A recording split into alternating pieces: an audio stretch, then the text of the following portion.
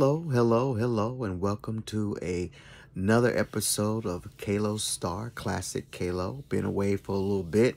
Been kind of busy at the old 8 to 5 job, so finally got some time to really talk about some things. But you know what? Today I want to continue my series on how Hollywood dealt with diversity as it grew. You know, there was a time in Hollywood where, you know, African Americans or any people of color were just subservient in any kind of capacity. But coming toward the 60s and further, there came a time when you could not deny some talent, all right? You have like Sidney Poitier who comes along like a force. I mean, what do you do with a guy like that? Here's Harry Belafonte. Here's Dorothy Dandridge. And then you have Lena Horne. So Hollywood had to figure out what to do with these stars. Let's just take it back a little bit. We'll go back to like Fredi Washington. Fredi Washington was a very light-skinned black lady, and you know, she had a big part in Imitation of Life, but they did not know what to do with her because there was the Hays Code, which didn't allow her to play next to a white counterpart. You know, she couldn't, you know, because she was self-proclaimed black, so she was treated that way. You know, you had Mac McKinney, big, beautiful star. You had Teresa Harris. All these stars of the early 30s and 20s did not get a chance to do anything really justifiable in Hollywood that showed who they really were. So they opted to play maid roles. Some of them fought against it, you know. Some of them didn't. But Hollywood just didn't know what to do. They didn't know what to do because this was still a system of racism that was in place all over our country. So, and then we had this code, this Hays Code, that decided that, hey, you can't have black and white people together, and in certain things you can't even suggest that kind of a role. But then along comes people like Sidney Poitier. Sidney Poitier was a huge force. You know, he was not going to settle for anything other than. So you get movies like To Sir with Love, you get A Patch of Blue, you get Guess Who's Coming to Dinner. I mean, Guess Who's Coming to Dinner was a huge success. I remember going to the drive-in with my family to see that movie. It was a big deal. Black man with a white woman, you know. And this time in that movie, they actually did kiss one time at the beginning of the film, when you see the cab driver driving them there, and his future wife to be is they're kissing in the back seat. You know, that was a huge moment in Hollywood. And that was a big movie. So Hollywood didn't know what to do with that. So a lot of times when the studios wouldn't do the movie, they would go to independent movies. And that's where I come with this movie called One Potato, Two Potatoes. I found this movie, I was just on, I guess I was blogging or reading about somebody, and somebody in the comments talked about this movie, One Potato, Two Potatoes. Like, never heard of this movie. This movie here, it stars Barbara Barry. There is a very young Richard Milligan in there. Milligan, you remember him from the soap series, the comedy series.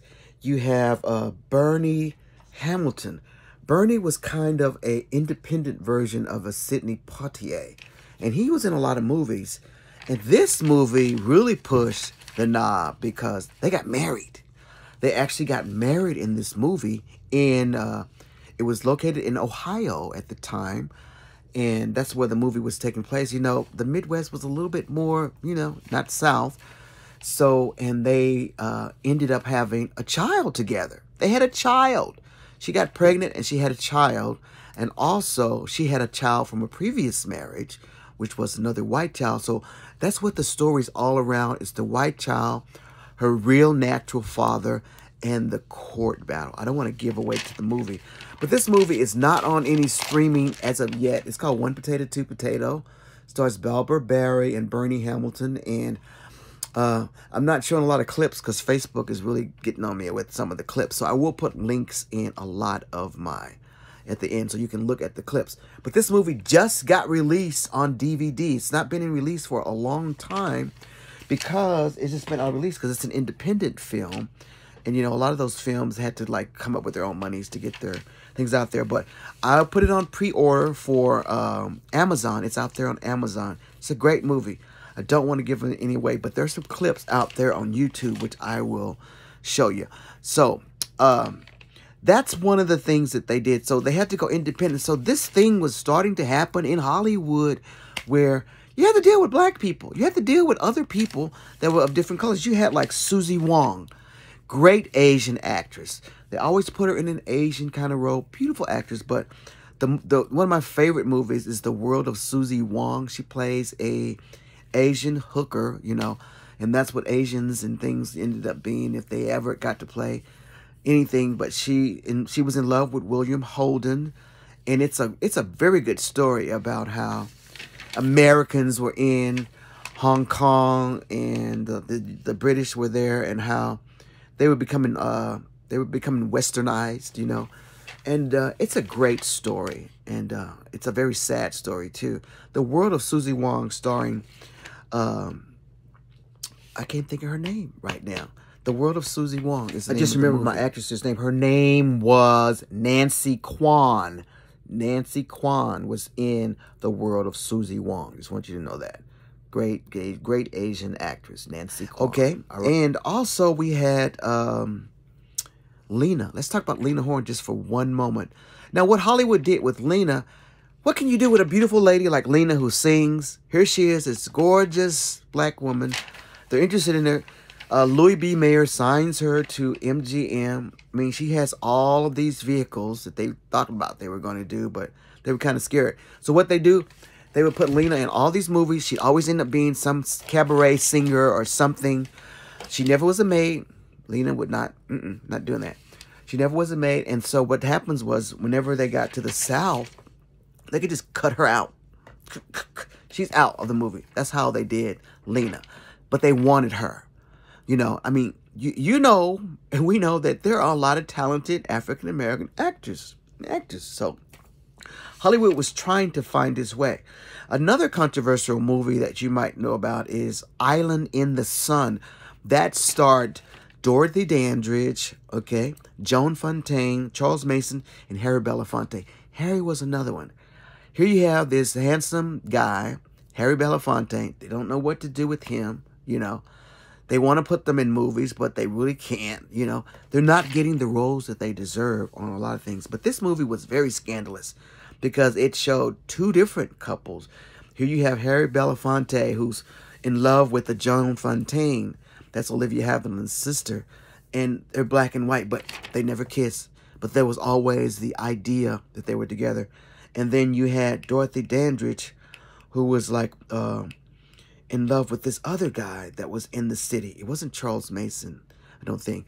But it's like, here we have these characters, you know. Dorothy, they really didn't know what to do with. She was such a beauty, you know. She could have played a lot of roles, but they got afraid to play her. She was supposed to play the role of Tuptim in, if you ever seen The King and I. The King and I was a great movie with Yul Brynner. The Tuptim was the little slave girl that was a gift to the king. That was Dorothy Dandridge's role. I mean, her manager had arranged for her to get the role. However, she got hooked up with Otto Preminger, a white German director who was kind of like idolized her and just took over her career. And I think you've seen that if you've seen the movie Dorothy Dandridge, Introducing Dorothy Dandridge with Halle Berry, that movie. He just took over her career, and he didn't want her to play that part. She wanted to get bigger parts. But Otto had no play in Hollywood. And people thought he was kind of a crazy director. So he really ruined Dorothy's career by not letting her take that role of Tuptim. Because in those days, if you were ethnic diverse, you had to play characters. You could not play just regular characters. You had to play other characters. Like, the role ended up going to Rita Moreno, you know, which was a good role. So she played that part. She was always offered ethnic parts, you know. So Hollywood had a hard time dealing with these up-and-coming black actors because they were so fabulous. They had to think of something to do, and they were also making money in the box office. So they either did an all-black version of a film of something. You had your Carmen Jones, which was a huge hit, Oscar-nominated version for Dorothy Dandridge for Best Actress. That was a first. So there you go. First, she was the first actress of color, black actress, to be nominated for Best Actress, and that was for Carmen Jones. Yeah, she had some tough competition that year. You know, it was some very big roles that were going on. So, you know, even if she did win, you know, just the fact that she got nominated there was a great feat. But I want to talk a little bit about colorism. If you notice, some of the actors that I always talked about, they were usually the ones that were a little bit lighter in hue. You know, we can talk about colorism a lot, even within our own African American community, because the lighter blacks were less threatening. You know, if they were less threatening, if the less ethnic you were and the more European you looked, you know, we could use you. But then you read about some of the stories of these lighter actresses like Fredi Washington. The black community didn't accept her because she was so light, and the white community didn't want her because she identified as black, so they were left out there. Hollywood had a lot of work to do. But diversity in Hollywood has changed a lot recently. You know, I'm sitting there looking at movies that I'm thinking, you know, this movie was probably written for an all-white cast, but I was like, it's working with black people. It really is working with an all-black cast, you know.